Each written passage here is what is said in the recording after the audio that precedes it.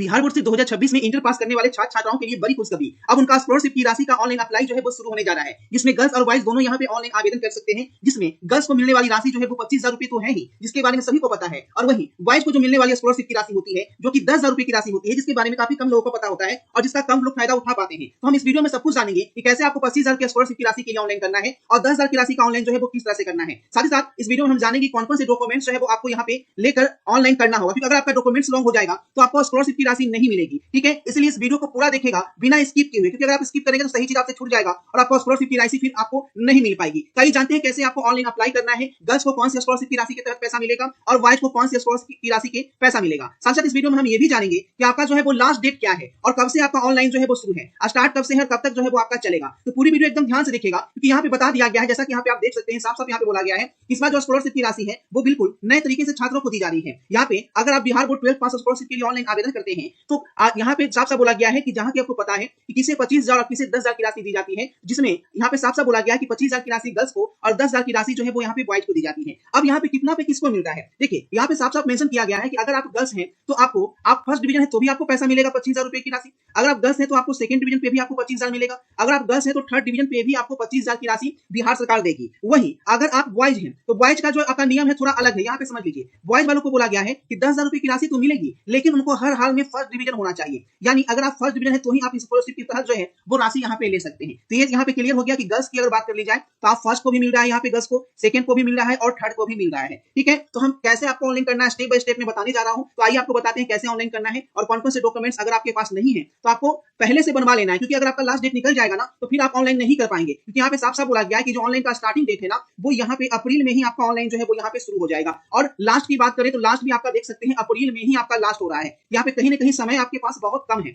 अब यहाँ पे हम बात कर लेते हैं कि लड़कों को कौन सा स्कॉलरशिप है और लड़की की कौन सा स्कॉलरशिप। इसमें बच्चे बहुत कंफ्यूज रहते हैं। अगर आप गर्ल्स हैं तो गर्ल्स को जो है मुख्यमंत्री कन्या उत्थान के तहत जो है वो मिलने वाली राशि जो है वो 25,000 रुपए की राशि है, जो कि पहले फर्स्ट डिवीजन पे मिला करता था। अब गर्ल्स को फर्स्ट पे भी मिल रहा है, सेकंड पे भी मिल रहा है और थर्ड पे भी मिल रहा है। ये तो आप बहुत लोगों को पता ही है कि आपको 25,000 मिलता है। और यहाँ पे जो नई स्कॉलरशिप है, ठीक है, ये पहले से ही स्कॉलरशिप चलती आ रही है, जिसके बारे में बिहार बोर्ड के छात्रों को कम पता होता है। तो आज मैं आपको बताने जा रहा हूँ कि पोस्ट मैट्रिक स्कॉलरशिप में इसमें आप बॉयज भी आवेदन कर सकते हैं। ठीक है, इसमें देख सकते हैं 2026 में 10,000 रुपए की राशि जो है बॉयज को यहाँ पे न्यूनतम दी जाती है, यानी कम से कम जो है वो 10,000 की स्कॉलरशिप जो है वो यहाँ पे दी जाएगी। ठीक है, तो बॉयज कौन सा करेंगे, बिहार पोस्ट मैट्रिक स्कॉलरशिप करेंगे, और गर्ल्स कौन सा करेंगे तो कन्या उत्थान के तहत जो स्कॉलरशिप दी जाती है वो आपको गर्ल्स को यहाँ पे दी जाती है, जो कि आपकी 25,000 की छात्रवृत्ति होती है। तो ये तो यहाँ पे जान के आप लोग नाम याद रख लीजिएगा, मुख्यमंत्री कन्या उत्थान के तहत 25,000 की स्कॉलरशिप गर्ल्स को मिल रही है और वही बॉयज को मिल रही है बिहार पोस्ट मैट्रिक स्कॉलरशिप, जिसे हम एनएसपी भी बोलते हैं। ठीक है, एनएसपी यानी कि नेशनल स्कॉलरशिप पोर्टल। ठीक है, तो उसके तहत भी बॉयज को भी यहाँ पे 10,000 की राशि जो है वो यहाँ पे देखने को मिल सकती है। और यहाँ पे हम बात कर ले कि यहाँ पे गर्ल्स को भी मिल रहा है, लेकिन बॉयज के लिए सिर्फ और सिर्फ यही स्कॉलरशिप है, एनएसपी इकलौता स्कॉलरशिप है जिसमें सभी जाति के, चाहे वो अनुसूचित जनजाति हो, पिछड़ा वर्ग हो, अत्यंत पिछड़ा वर्ग हो, ठीक है, सभी छात्र छात्राओं को यहाँ पे स्कॉलरशिप जो है दी जाती है। 10,000 से लेकर 1.5 लाख तक का स्कॉलरशिप मिलता है, लेकिन 10,000 जो है वो यहाँ पे फिक्स मिलता है और 1.5 लाख जो है जो आगे की बहुत लंबी पढ़ाई करते हैं, इंजीनियरिंग वगैरह करते हैं, उनको ये मिलता है। ये मत समझिए कि 1.5 लाख आपको मिल जाएगा। आप क्योंकि ग्रेजुएशन कर रहे हैं, सिंपल ग्रेजुएशन, तो 10,000 तक की राशि जो है वो आपको यहाँ पे दी जाएगी। अब देखिएगा यहाँ पे ऑनलाइन कैसे करना है, कौन कौन से डॉक्यूमेंट्स आपको लेकर जाने हैं, वो सब कुछ मैं यहाँ पे आपको बता देता हूँ। ऑनलाइन करने के लिए गूगल में आना है आपको और बिहार नोटिस इस तरह से आपको सर्च करना है। शुरुआत में ही आपको बिहार नोटिस लिखा आएगा, इस पे आपको क्लिक करना है।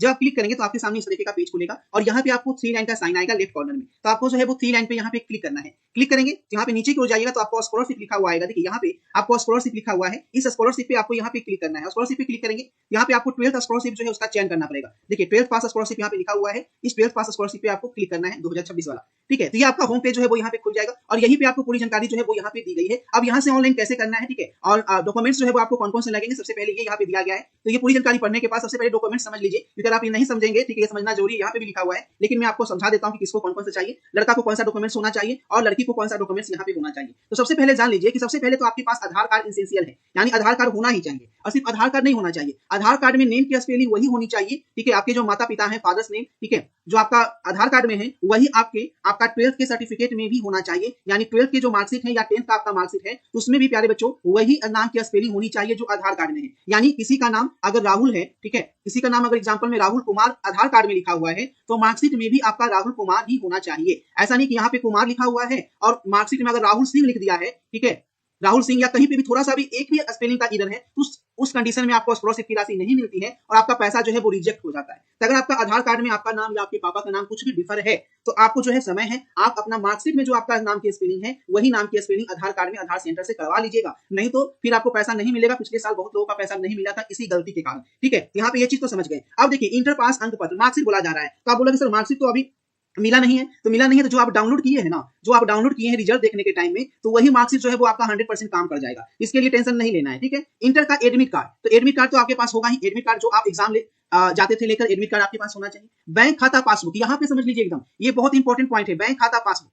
ठीक है, यानी कि बैंक अकाउंट जो है वो स्टूडेंट के नाम पे होनी ही चाहिए। ठीक है, जैसे मान लीजिए कि कोई रागिनी किसी स्टूडेंट का नाम है, ठीक है, रागिनी है या कोई राहुल नाम का स्टूडेंट है, ठीक है, तो इसमें क्या समझ लीजिए कि आपके बैंक अकाउंट भी आपका नाम पे ही होना चाहिए। रागिनी के नाम पे है तो रागिनी अप्लाई करेगी, राहुल के नाम पे है तो राहुल अप्लाई करेगा। ठीक है, ऐसा नहीं है कि आपके मम्मी पापा के नाम पे, मान लीजिए कि सोहन प्रसाद आपके पापा का नाम है, ठीक है, सोहन प्रसाद मान लीजिए आपके पापा का नाम है और आपका नाम रागिनी है, तो आप सोहन प्रसाद के अकाउंट में ऑनलाइन अप्लाई नहीं कर सकते हैं। खाता जो है वो आपके नाम का ही होना चाहिए और साथ ही साथ बिहार का होना चाहिए, ये भी जान लीजिए। अब ऐसा नहीं कि आप बिहार के स्टूडेंट हैं और खाता जो है वो आपका झारखंड का है या किसी और स्टेट का है, तो उस कंडीशन में भी आपको पैसा नहीं मिलेगा। ठीक है, जैसे समझ गए, बैंक अकाउंट आपके नाम पे होनी चाहिए। ठीक है, आपके मम्मी पापा या भाई बहन किसी का बैंक अकाउंट नहीं चलेगा, स्टूडेंट का ही चलेगा। ठीक है, ये एकदम समझ लीजिए कंफर्म होकर। अगर आप अपना बैंक अकाउंट नहीं डालकर किसी और का डाल देते हैं, जब पैसा देने की बारी आएगी तो आपको बैंक अकाउंट पेंडिंग में चला जाएगा, पैसा नहीं मिलेगा। ठीक है, ये चीज आप समझ गए। दूसरा चीज समझ लीजिए लास्ट में, इनकम आय प्रमाण पत्र। अब बोलोगे सर यहाँ पे भी छात्र कंफ्यूज रहते हैं, सर हम पैसा तो कमाते नहीं है तो इनकम सर्टिफिकेट कहाँ से लाएंगे? तो इनकम सर्टिफिकेट, वैसे इनकम सर्टिफिकेट में आपके पापा का इनकम लगेगा। ठीक है, क्या किसका लगेगा? पापा का, यानी आपके घर के जो मुखिया है आपके पापा है,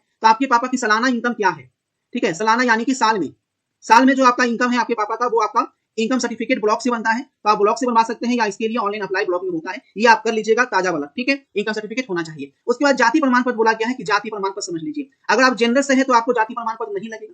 ठीक है, तो आप टेंशन फ्री हो गए। लेकिन जनरल में आप अगर इकोनॉमिकल वीकर सेक्शन में है तो आपके पास जाति होना चाहिए। फिर अगर आप ओबीसी हैं तो भी आपको जाति प्रमाण पत्र चाहिए, एससी है तो भी जाति प्रमाण पत्र चाहिए और एसटी है तो भी जाति प्रमाण पत्र चाहिए। ठीक है, इसमें ओबीसी है या बीसी है या ईबीसी है, सबको जाति प्रमाण पत्र जो है वो हर हाल में होना चाहिए। ठीक है, और ये करंट होना चाहिए। करंट का मतलब कि ताजा होना चाहिए, 2026 का ही होना चाहिए। अगर 2025 का है तो भी चल जाएगा, लेकिन ज्यादा 8 महीने का पीछे का नहीं होना चाहिए। यानी अगर आप अप्रैल में ऑनलाइन कर रहे हैं बच्चा जी, तो आपका जो है जाति प्रमाण पत्र या इनकम सर्टिफिकेट 2025 के अगस्त से पहले का नहीं होना चाहिए। ये चीज आप समझ लीजिएगा, नहीं तो इस कंडीशन में भी फॉर्म रिजेक्ट होते हैं। ठीक है, उसके बाद जो यहाँ पे बोला गया है निवास प्रमाण पत्र, ठीक है, ये भी उसी कंडीशन का है। निवास यानी कि आप बिहार के स्थायी निवासी हैं, ये भी आपके पापा के नाम से होगा। ठीक है, निवास प्रमाण पत्र नहीं है तो सेम कंडीशन है, आप ब्लॉक से इसके लिए आवेदन कर दीजिए। अगर कोई दिव्यांग है, यानी कि दिव्यांग का सर्टिफिकेट है उसके पास, तो लगा सकता है। उसका देखिए लिखा हुआ है छात्र छात्रा का नाम, पिता का नाम, कुल प्राप्त अंक, 10वीं के अनुसार जन्म तिथि, आधार विवरण, बैंक खाता विवरण, मोबाइल नंबर, ईमेल। यानी कि ये चीजों में समझाया कि आधार कार्ड में जो नाम है वही नाम होना चाहिए। ठीक है, जो आपका 10वीं में आपका मार्कशीट है वही सब कुछ आधार कार्ड में होना चाहिए। यानी आधार कार्ड जो है पूरा मैच होना चाहिए 10वीं के अनुसार। ठीक है, चाहे वो जन्म तिथि हो, डीओबी हो। बहुत लोग का भी होता है कि 10वीं में जन्म तिथि जो है कुछ और है, ठीक है, किसी का 10वीं में जन्म तिथि कुछ और है और आधार कार्ड में जन्म तिथि कुछ और है, तो ऐसे कंडीशन में मिसमैच होता है और फॉर्म रिजेक्ट होता है। ठीक है, उसके बाद पासपोर्ट साइज फोटोग्राफ जो है वो आपको लगेगा, तो ये तो आपके पास होगा ही होगा। तो इंटर में जो फॉर्म भरे थे वो वाला फोटो अगर आपके पास है तो कोशिश कीजिएगा वही फोटो आप लगा देने का। ठीक है, अगर नहीं है तो न्यू फोटो भी आप जो है वो लगा सकते हैं, इसके लिए कोई दिक्कत नहीं है। ये डॉक्यूमेंट्स जो आप समझ गए, डॉक्यूमेंट्स आपके पास क्या क्या है पूरी जानकारी आके यहाँ पे पढ़ लीजिएगा। ठीक है, उसके ठीक नीचे जाइएगा तो आपको ऑनलाइन अप्लाई का लिंक मिलेगा। ठीक है, ऑनलाइन अप्लाई कैसे करना है मैंने अभी आपको बता दिया कि ऑनलाइन